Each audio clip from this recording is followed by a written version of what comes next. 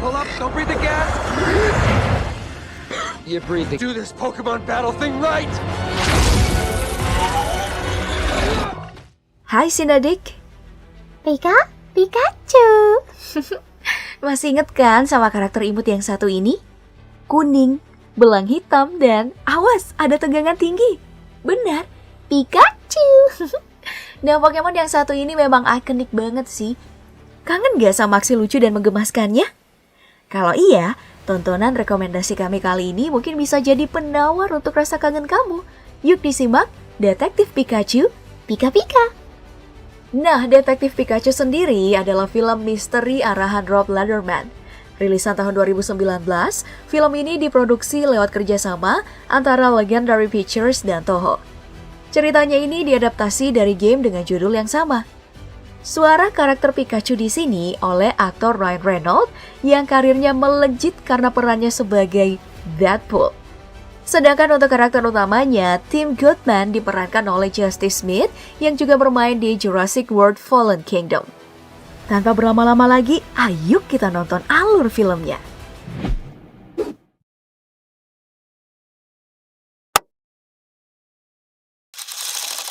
Nah, cerita ini bermula ketika kekacauan terjadi di sebuah pusat penelitian Pokemon. Salah satu Pokemon eksperimen, Mewtwo, kabur dari laboratorium. Tampak sebuah mobil yang berusaha kabur diserang dan terlempar keluar jembatan.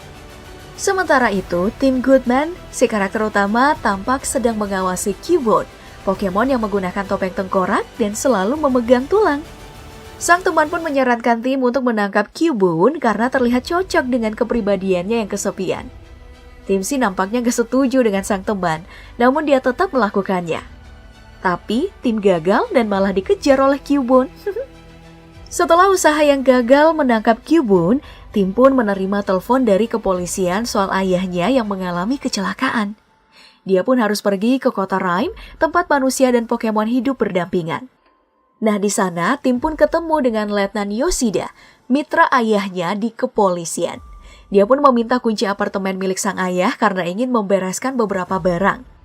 Saat tiba di apartemen, Tim pun lebih dulu membuka loker milik ayahnya. Nah, di depan loker nih, dia ketemu sama seekor Psyduck yang sedang bersama pemiliknya. Sang pemilik adalah seorang reporter Pokemon bernama Lucy Stevens. Dari sang reporter, Tim tahu jika kematian sang ayah berhubungan dengan kasus yang dia kerjakan. Ketika Tim memasuki ruangan ayahnya, dia menemukan sebuah tabung yang berisi gas ungu. Dia lalu melepaskannya tanpa sengaja. Dan gas itu menginfeksi Aipom di sekitar apartemen, mengubah mereka jadi agresif. Tim yang tidak mengetahui perubahan para Pokemon melanjutkan pencarian ke kamar sang ayah. Di sana, dia menemukan tempat tidur yang berantakan dan sebuah kartu ucapan ulang tahun yang tak pernah terkirim. Tim pun jadi membayangkan saat dirinya menolak tinggal bersama sang ayah, karena ingin bersama kakek dan neneknya. Nah, saat asyik melamun, suara berisik terdengar dari ruang kerja ayahnya.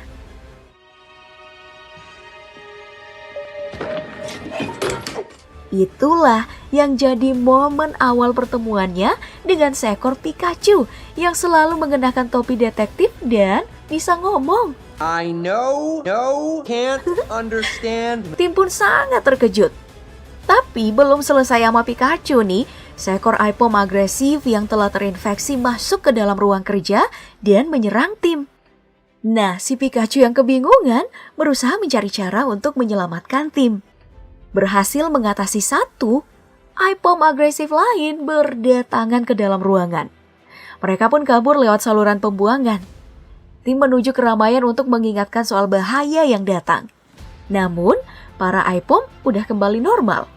Dia juga berusaha menjelaskan soal Pikachu yang bisa bicara. Namun, gak ada yang percaya. Ternyata Tim satu-satunya yang bisa mendengarnya bicara. Setelah mereka ngobrol cukup lama nih, Tim akhirnya tahu kalau Pikachu adalah Pokemon milik ayahnya. Mereka pun lalu pergi ke sebuah kafe untuk bicara. Nah, di kafe, si Pikachu ini menjelaskan soal dirinya yang amnesia, bisa ya? Dan niatnya itu untuk menemukan ayah Tim, Harry Goodman atau Ryan Reynolds. Tim pun menjelaskan kalau ayahnya udah meninggal. Namun si Pikachu nggak percaya.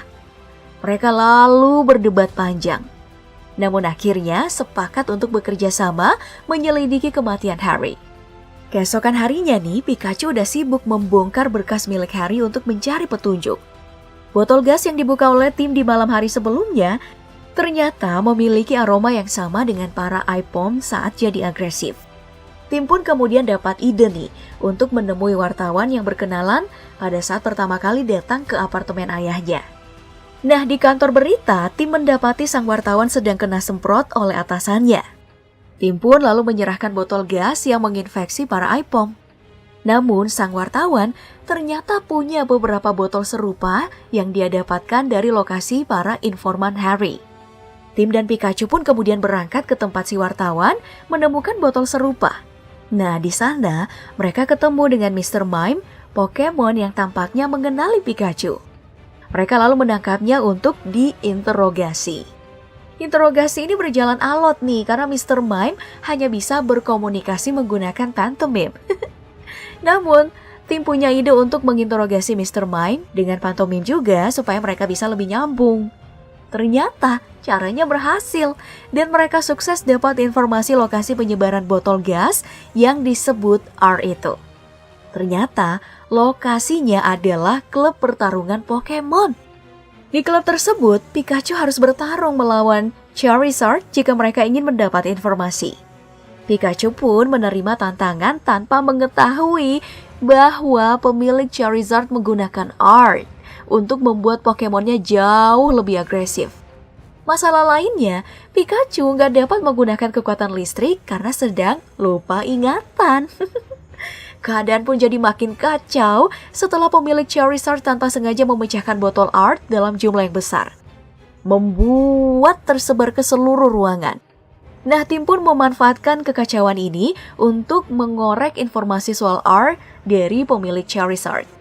Tim dan Pikachu menggunakan Gyadora yang telah berevolusi untuk kabur dari klub. Namun, pihak kepolisian tiba lebih dulu dan menangkap mereka.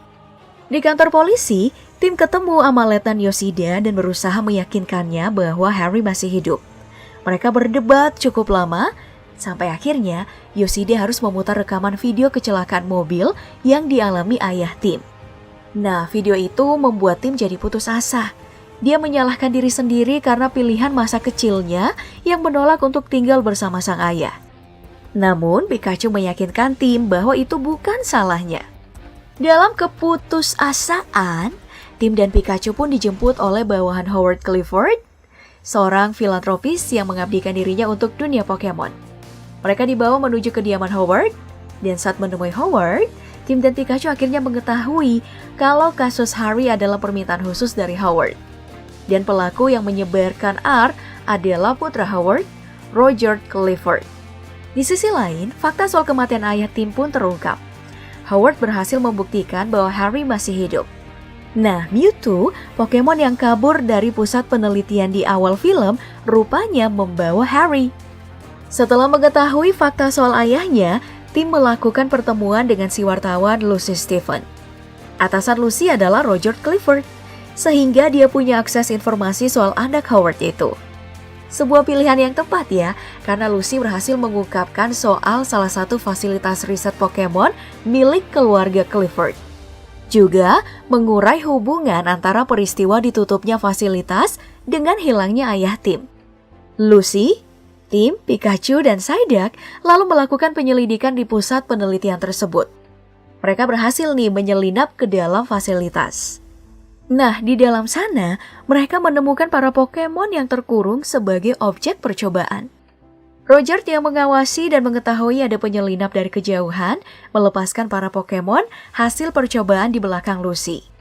Sementara, tim di tempat lain berhasil menemukan rekaman hologram di malam lolosnya Mewtwo dari lab.